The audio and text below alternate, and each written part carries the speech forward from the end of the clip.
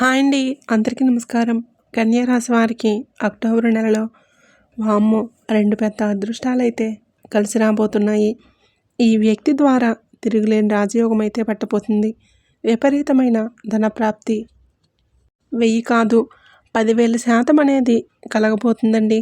కన్యా రాశి వారికి ఆ పరమేశ్వరుడి యొక్క ఆశీర్వాదం ఉంటేనే ఈ వీడియో అనేది మీ కంటపడుతుంది. కాబట్టి ఈ వీడియో కంటపడిన వారు ఎక్కడా కూడా స్కిప్ చేయకుండా చివరి వరకు చూడండి. అసలు మీకు ఏ వ్యక్తి ద్వారా ధనలాభం కలుగుతుంది, రాజయోగం అనేది కలగబోతుంది, అసలు మీ జీవితంలో ఎటువంటి నష్టాలు అనేవి జరుగుతున్నాయి, ఆ నష్టాలను పూడ్చుకోవడానికి ఏ చిన్న పరిహారాలు చేసుకోవాలి, ఇవన్నీ కూడా పూర్తిగా తెలుసుకోవాలి అనుకుంటే వీడియోని చివరి వరకు చూడాల్సిందే. అంతేకాకుండా కన్యా రాశి వారి కోసం క్లియర్గా ఇన్ఫర్మేషన్ని సేకరించి మరి ఈ వీడియోలో అయితే క్లుప్తంగా వివరించడం జరిగిందండి. కాబట్టి వీడియోని ఎక్కడ కూడా స్కిప్ చేయకుండా చివరి వరకు చూడండి. అప్పుడే మీకు మేము చెప్పేది పూర్తిగా అర్థమవుతుంది. వీడియోలోకి వెళ్ళే ముందు మా చిన్న రిక్వెస్ట్ అండి, మొదటిసారి మన ఛానల్లోకి వచ్చి చూసినట్లయితే ఇప్పుడే మన ఛానల్ని సబ్స్క్రైబ్ చేసుకొని ఈ వీడియోకి లైక్ ఇవ్వడం మాత్రం అసలు మర్చిపోకండి. కన్యా రాశి వారిని మనం వ్యక్తిగతంగా గమనించినట్లయితే చాలా అంటే చాలా మంచివారండి. అంతేకాకుండా ఎదుటివారికి సహాయం చేసే మనస్తత్వాన్ని కలిగి ఉంటారు. ఎదుటివారు కష్టాల్లో ఉంటే వారి కష్టాన్ని తీర్చడం కోసం వారికి చేతనైన సహాయం చేయడానికి ఎప్పుడూ కూడా ముందు వరుసలో ఉంటారు. ధన సహాయం చేయగలిగే శక్తి ఉంటే ధన సహాయం చేయగలిగే శక్తి ఉంటే ధన సహాయం చేస్తారు. లేదా మాటల రూపంలో సహాయం చేయగలిగితే ఆ వ్యక్తి ఆ సమస్యల నుంచి బయటపడతారు అనుకుంటే మాటల రూపంలోనైనా కానీ ఖచ్చితంగా వీరు సహాయం అయితే వారికి అందుతుందన్నమాట. అలా సహాయం చేయటంలో ఎప్పుడు ముందడుగే తప్ప వెనుకడుగు వేయరండి. వీరి యొక్క మెంటాలిటీ అనేది ఏ విధంగా ఉంటుందంటే అందరికంటే కూడా నేనే ఫస్ట్లో ఉండాలి, హైగా ఉండాలి, ఒకరు నా కిందే ఉండాలే తప్ప నేను ఒకరి కింద ఎప్పుడూ కూడా ఉండకూడదని అనుకుంటూ ఉంటారు. ఇది చాలా వరకు మంచి విషయమే. ఎందుకంటే కన్యా రాశికి చెందిన వారు కూడా స్త్రీలైనా కానీ పురుషులైనా కానీ వీరికి గొప్ప నాయకత్వ లక్షణాలు అయితే ఒక లీడర్షిప్ క్వాలిటీస్ అనేవి పుష్కలంగా ఉంటాయని చెప్పొచ్చండి. కాబట్టి వీరి యొక్క మాట తీరు ఒక కమాండింగ్ అంటే ఎదుటివారిని ఒక ఆర్డర్ వేసినట్లుగా ఉంటుంది. అలా ఒక కమాండింగ్ వాయిస్ తోటి వీరు ఉంటారు. ఎప్పుడూ కూడా ముఖ్యంగా మనం రాజకీయ నాయకుల్లో కానీ లేదా టీచర్ వృత్తి చేసే వాళ్ళు కానీ ఇట్లా ప్రిన్సిపల్ కాలేజీల్లో వర్క్ చేసే వాళ్ళు కానీ మీరు ఎక్కువగా వీరే ఉంటారు. వారు కూడా ఆ యొక్క పిల్లల్ని అదుపులో చేయడానికి ఒక కమాండర్గా వారు చాలా బాగా మంచిగా వర్క్ చేస్తారు. అంటే పుట్టుకతోటే వారికి నాయకత్వ లక్షణాలన్నీ పుష్కలంగా ఉంటాయి. పైకి ఎంత గంభీరంగా కనిపించినప్పటికీ వీరి యొక్క మాట తీరు అనేది ఎంత గంభీరంగా ఉన్నప్పటికీ కూడాను కొన్ని రకాలైన మానసికమైన అలజడులు అనేవి ఇప్పుడు వీరిని కృంగదీస్తున్నాయని చెప్పొచ్చండి. పైకి మనిషి బాగా కనిపిస్తాడు, దర్జాగా కనిపిస్తాడు, బాగా అందంగా ఉంటాడు, ఏ కష్టాలు లేని వారిలాగా ఉంటారు. ఎందుకంటే వీరు పడే బాధ మనసు లోపలే ఉంటుందే తప్ప మొహంలో ఎప్పుడూ కూడా కనబడనివ్వరు. అలా కనబడనివ్వకుండా ఉండటం కూడా ఒక రకంగా ఈ రోజుల్లో మంచిదని చెప్పొచ్చండి. ఎందుకంటే ఎదుటివారికి మన బాధలు కష్టాలు అనేవి వారికి ఒక టైంపాస్ లాగా ఉపయోగపడుతున్నాయే తప్ప మన కష్టాలు తీర్చడానికి కానీ మన బాధలు తీర్చడానికి కానీ మన సమస్యలు తొలగించడానికి కానీ మన సమస్యల్లో తోడుండడానికి కానీ ఎవరూ కూడా మనకి ముందడుగు వేయరండి. ఇది కన్యా రాశి వారు ఇప్పటికే గ్రహించేశారు. కాబట్టి పైకి నవ్వుతూ ఉంటారు, మనసులో మాత్రం చాలా బాధనైతే పెట్టుకుని ఉంటారు. వీటికి కారణం ఈ బాధలన్నింటికీ కూడా కారణమేంటి అంటే ఒకటి ధనం, కొన్ని రకాలైన అప్పుల సమస్యల వలన, కొన్ని రకాలైన ఈఎంఐలు పెట్టుకోవడం వలన నెల వచ్చేసరికి ఇటు రూపాయి చేతికి వస్తుంది, అటు రూపాయి వెళ్ళిపోతుంది. మళ్ళీ 5 రోజుల్లో చేతులు ఖాళీ అయిపోతున్నాయి. చేతుల్లో డబ్బు అనేది నిల్వ ఉండటం లేదు. ఇది వీరికి ఒక రకమైన కష్టం అన్నమాట. ఇప్పుడు అంటే ఇంట్లో చిన్న చిన్న కోరికలు, భార్య కోరికలు తీర్చడానికైనా కానీ, పిల్లల కోరికలు తీర్చడానికైనా కానీ, లేదా వారి స్వతహాగా సొంతంగా చిన్న చిన్న పనులు ఏవైనా చేసుకోవడానికి కానీ చేతిలో రూపాయి అనేది మిగలకపోవటం ఒక మైనస్ పాయింట్. ఇప్పుడు వీరికున్న ప్రస్తుత రోజుల్లో అంతేకాకుండా కొన్ని చిన్న చిన్న అనారోగ్య సమస్యలు, మానసికమైన ఒత్తిడులు, సరిగ్గా నిద్ర పట్టకపోవటం, కొంత బంధుమిత్రులతో తేడాలు రావటం, కొంచెం వాదోపవాదాలు అనేవి జరిగి కొంచెం తేడా వచ్చింది వారందరితో అని చెప్పొచ్చు. వీటి కారణంగా కొన్ని మానసికమైన సమస్యలతోటి ఓవరాల్గా కొంచెం ఇబ్బంది పడుతున్నారు. ఇవన్నీ కూడా పూర్తిగా సెట్ అవుతాయి. వీటి గురించి అంతగా ఏమీ బాధపడవద్దు. అంతేకాకుండా కన్యరాశి వారు ఎవరిని కూడా అంత ఈజీగా గుడ్డిగా నమ్మరు. ఎందుకంటే గతంలో వీరు మరొకరిని నమ్మి వారితో మంచి చెడు అన్నీ కూడా చెప్పుకొని వారి ద్వారా చాలా రకాలుగా మోసగింపబడ్డారు. ముఖ్యంగా బంధువుల్లోనే వీరికి శత్రువులు అనేవారు ఎక్కువగా ఉంటారు. వీరి యొక్క మంచి చెడు అన్నీ కూడా తెలుసుకొని వీరిని ఎలా నాశనం చేయాలి, వీరిని ఏం చేస్తే బాధ కలుగుతుంది, వీరికి ఏ మాటలంటే వీరు బాధపడతారు, ఇలా వారిని బంధువులు వాడుకొని వదిలేస్తూ ఉంటారండి. కాబట్టి ఇప్పుడు ఈ ప్రస్తుత రోజుల్లో ఎవరి యొక్క ఒపీనియన్స్, ఒకరి మనస్తత్వాలు ఏ విధంగా ఉంటున్నాయి, వారు నా దగ్గరికి ఎందుకు వస్తున్నారు, ఏ అవసరాలు గడుపుకోవడానికి వస్తున్నారు, ఇవన్నీ కూడా వారు గ్రహించి అవతల వారితో ఎంతవరకు ఉండాలో అంతవరకే ఉంటున్నారు అని చెప్పొచ్చు. ఇది చాలా వరకు మంచిదండి మీలో ఈ మార్పు.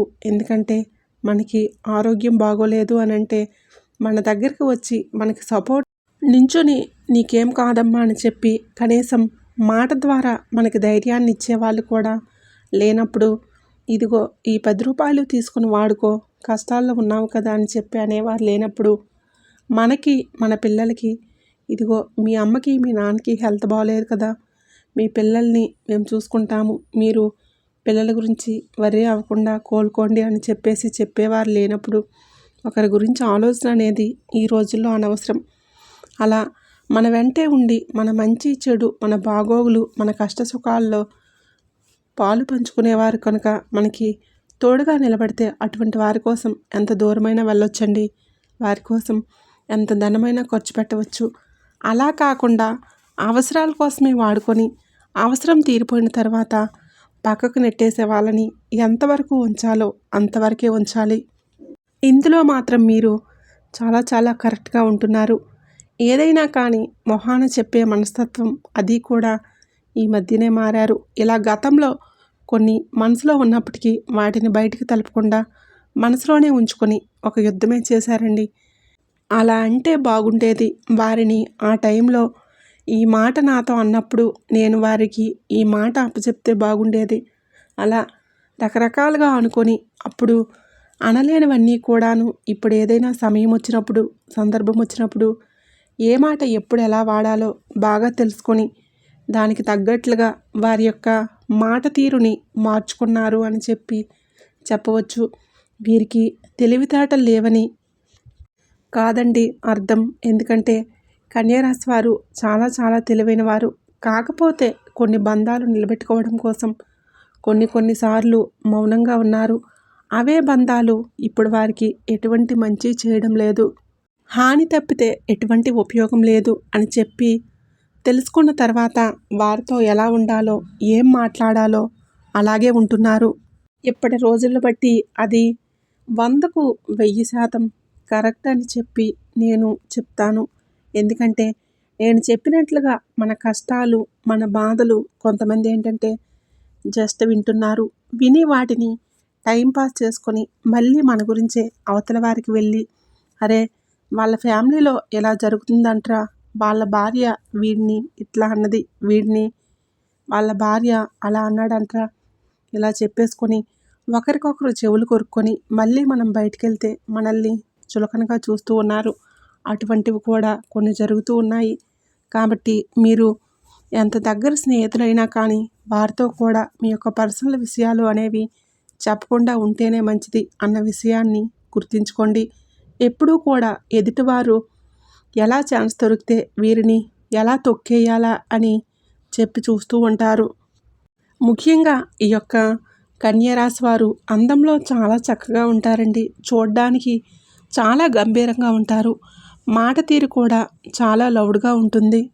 వీరి యొక్క మాట తీరుకి, వీరి యొక్క గంభీరత్వానికి, వీరి యొక్క తెలివితేటలకు, వీరి యొక్క అందానికి దేనికైనా కూడా అవతల వారు ఖచ్చితంగా ఫిదా అవ్వాల్సిందే. అంతేకాకుండా బంధుమిత్రుల్లో కూడా వీరి యొక్క ఎదుగుదలను చూసి వారవలేక వీరిని ఎలా నాశనం చేయాలా అని చెప్పి, అంటే వీరి యొక్క కుటుంబ సభ్యుల్లోనే ఒకరి మధ్య ఒకరికి చిచ్చు రేపుతూ గొడవలు పెట్టాలి అని చెప్పి ప్రయత్నిస్తూ ఉన్నారు. అటువంటి బంధుమిత్రులకు కూడా మీరు చాలా వరకు దూరంగా ఉంటేనే మీకు చాలా మంచిది అన్న విషయాన్ని గుర్తుంచుకోండి. ఇక మీరు పడుతున్న చిన్న చిన్న అనారోగ్య సమస్యలకు కానీ, మానసికమైన సమస్యలకు కానీ, కొంత వ్యాపారాల్లో జరిగే చిన్న చిన్న నష్టాలన్నింటికీ కూడా మీ యొక్క గ్రహ స్థితిగతుల్లో మార్పుల వలన ఇటువంటివి జరుగుతున్నాయి తప్ప ఎటువంటి దరిద్రాలు అని చెప్పి అంటారు కదా, అటువంటివి ఏవి కూడా లేవు. కాబట్టి వాటి గురించి ఏ విధంగా కూడా కంగారు పడాల్సిన అవసరం లేదండి. కాకపోతే వారికి ఇప్పుడు ప్రస్తుత కాలంలో కష్టే ఫలి అన్న మాటని గుర్తుంచుకోండి. ఎందుకు ఇలా చెప్తున్నాను అంటే, మీరు ఎంత కష్టపడతారో అంతే ఫలితం మీకు వస్తుంది. కష్టపడకుండా ఎవరికీ కూడా ఫలితం రాదు. కానీ కొంతమంది గోరంత కష్టపడితే కొండంత ఫలితం అనేది వస్తుంది. మరికొంతమందికి గోరంత కష్టపడితే అరగోరంత కూడా ఫలితం రాదు. మరి కొంతమందికి దానికి సమానంగా వస్తుంది. అలా మీరిప్పుడు ఎంత కష్టపడతారో అంతే ఫలితం వస్తుంది. ఎక్కువ ఫలితాన్ని మీరు ఆశించాలి అంటే కష్టం కూడా కొంచెం ఎక్కువగానే పడాలి అన్న విషయాన్ని గుర్తుంచుకోండి. ఇక ముఖ్యంగా మీకు కలగబోతున్న 2 పెద్ద అదృష్టాలు ఏంటంటే, మీ యొక్క ప్రాపర్టీ రేట్ అనేవి పెరగబోతున్నాయి. అంటే మీరు ఏదైతే మీకు సంబంధించిన భూమి ఉందో ఆ భూమి, అంటే స్థిరాస్తులు ఏవైతే ఉన్నాయో ఆ స్థిరాస్తులు అనేవి అధిక రేటుకు అమ్ముడుపోతుంది. అంటే మీరు దానికి ఒక 20 లక్షలు వస్తాయని చెప్పి అంచనా వేసుకుంటే దానికొక 10 లక్షలు ఎక్స్ట్రా, అంటే ఒక 35 లక్షలు 40 లక్షలకి అది అమ్ముడుపోతుందన్నమాట. అలా మీకున్న ప్రాపర్టీస్ ఏవైతే ఉన్నాయో ఆ భూమికి విలువ అనేది పెరగబోతుందండి. ఇది మీకు ఫస్ట్ గుడ్ న్యూస్ అన్నమాట. ఇక రెండవ పెద్ద గుడ్ న్యూస్ ఏంటంటే, మీరు ఏదైతే ఇన్ని సంవత్సరాల నుంచి ఎదురు చూస్తూ ఉన్నారో ఒక కళ, అంటే ఉద్యోగ అవకాశం, ఏదైతే చదువుకొని మాకు చదువుకు సంబంధించిన ఉద్యోగం రావటం లేదే అని చెప్పి చాలా వరకు కూడా బాధపడుతూ ఉన్నారో వారికి ఆ చదువుకు తగిన ఉద్యోగం అనేది రాబోతుంది. అంతేకాకుండా కొత్త వ్యాపారాలు మొదలుపెట్టుకునే వాళ్ళకు కూడా ఆ వ్యాపారంలో సక్సెస్ అనేది రాబోతుంది. ఇలా ధనానికి సంబంధించి మీరు మంచినే చూస్తారే తప్ప, లాభాన్నే చూస్తారే తప్ప, లక్ష్మీదేవి మీ ఇంట్లో అడుగు పెడుతుందే తప్ప వెనక్కి తగ్గటం అనేది జరగదు. ఇది మీకు కలుగుతున్న రెండవ పెద్ద అదృష్టం అండి. ఈ యొక్క 2 అదృష్టాలతోటి మీకు అంతా కూడా శుభం అనేది జరుగుతుంది. ఇక మీకు వ్యక్తి ద్వారా తిరుగులేని రాజయోగమే.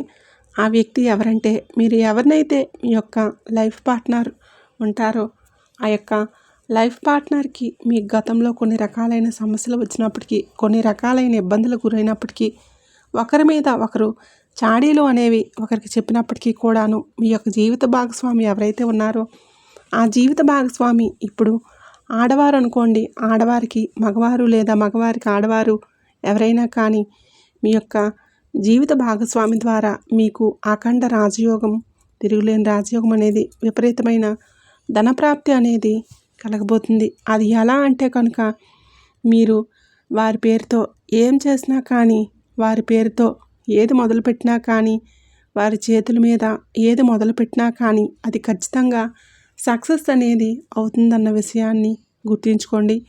కాబట్టే మన పెద్దలు చెప్తూ ఉంటారు, ఎప్పుడైనా కానీ మన యొక్క శరీరంలో అర్ధభాగం మన జీవిత భాగస్వామి, ఆ యొక్క అర్ధభాగం మన శరీరాన్ని ఎంత బాగా చూసుకుంటామో మన యొక్క అర్థభాగం కూడా అంతే ఆనందంగా ఉంటుంది. అంటే కష్టం వచ్చినప్పుడు మనతో పాటు బాధపడేది వారే, నష్టం వచ్చినప్పుడు కూడా బాధపడేది వారే. మనం సంతోషంగా ఉంటే ఆ సంతోషాన్ని పంచుకునేది కూడా వారే.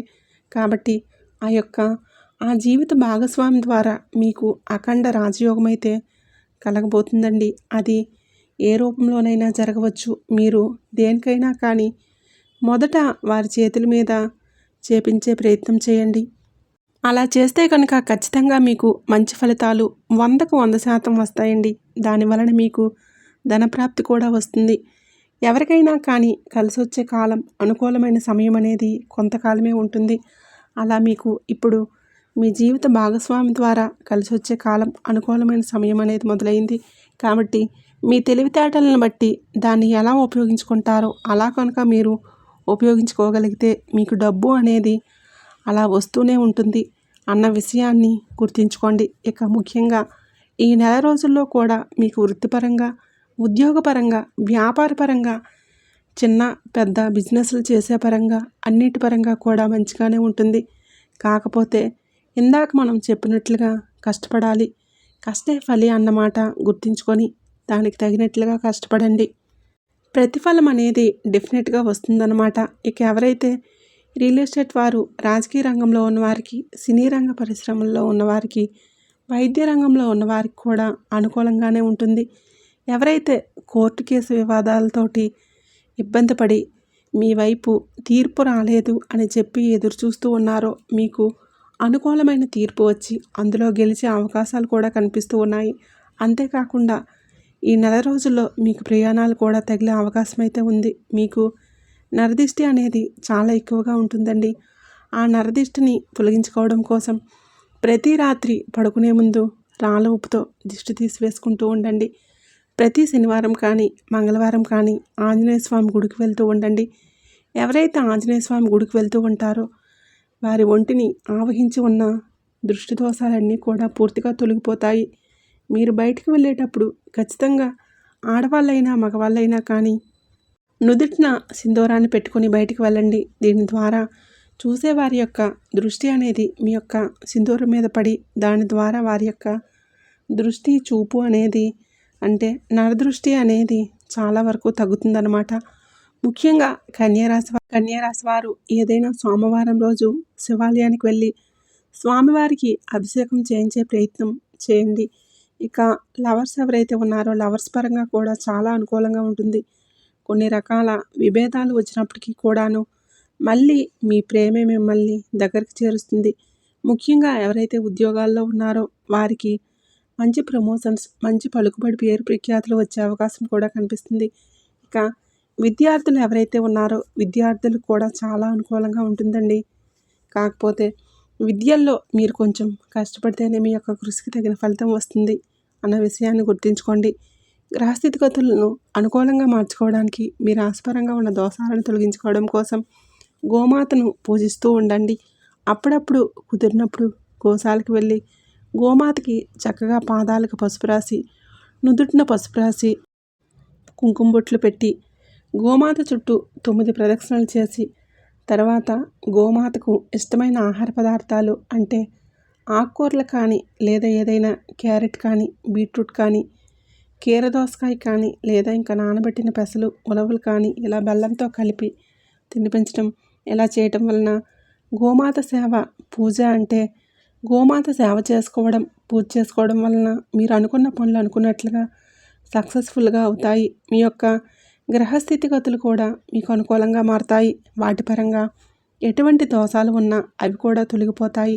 ఇక అన్నింటికంటే ముఖ్యంగా ఏదైనా కానీ ముఖ్యమైన పని మీరు ప్రారంభించేటప్పుడు, ముఖ్యమైన పనికి మీరు బయలుదేరి వెళ్ళేటప్పుడు అది ఖచ్చితంగా జరగాలి అని చెప్పేసి మీరు ఆశించి బయలుదేరినప్పుడు గోమాతకి మనసులో నమస్కరించుకోవడం కానీ కుదిరితే, లేదు అంటే కుదిరినప్పుడు మనసులోనే నమస్కరించుకోవడం, ఒకవేళ కుదిరితే మీకు దగ్గరలో ఉన్న గోమాత దగ్గరికి వెళ్ళి నమస్కరించుకోవడం, గోమాతకు పూజ చేసుకొని వెళ్ళటం, ఏదైనా ఆహార పదార్థాలను తినిపించడం వలన కూడా అందులో మీకు ఖచ్చితంగా సక్సెస్ అనేది ఉంటుంది. ఇక మీ మీద పడి ఏడ్చే ఆ యొక్క నరుల ఘోషను తొలగించుకోవడం కోసం నెలలో ఒక ఆదివారం కానీ గురువారం కానీ ఎర్రనీళ్ళు తిప్పేసుకుంటూ ఉండండి. దీనివలన చాలా వరకు నరదిష్టి తొలగిపోతుంది. ఎందుకంటే నరదిష్టి వల్లనే అనారోగ్య సమస్యలు, మానసిక సమస్యలు, చేస్తున్న పనుల్లో మీకు ఆటంకాలు, కలిసి రాకపోవటం ఇటువంటివన్నీ కూడా జరుగుతూ ఉంటాయి. కాబట్టి ఆ నరదిష్టిని తొలగించుకుంటూ ఉండండి. వీడియో నచ్చినట్లయితే తప్పకుండా లైక్ చేసి అలాగే మన ఛానల్ని సబ్స్క్రైబ్ చేసుకోండి. అలాగే ఈ వీడియోకి హైప్ ఇవ్వండి. ఈ వీడియోని మీ ఫ్రెండ్స్ అండ్ ఫ్యామిలీ మెంబర్స్కి షేర్ చేసి ఓం నమః శివాయ అని తప్పకుండా కామెంట్ అయితే చేయండి.